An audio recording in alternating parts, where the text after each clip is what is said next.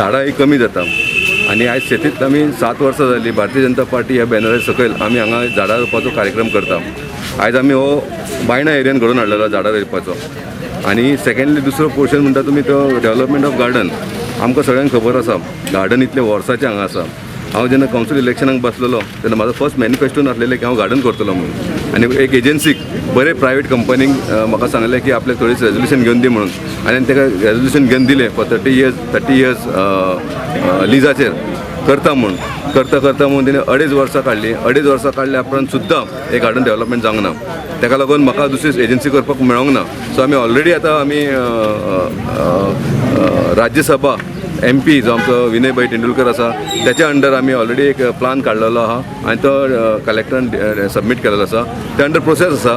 इतले डिले जाले की पयलींच्या एजन्सीन ते ना म्हटलें म्हणून आतां ही सेकंड वे आमी घेतलेले आनी थ्रू कलेक्टर आमी ते गार्डन कंप्लीट करतले।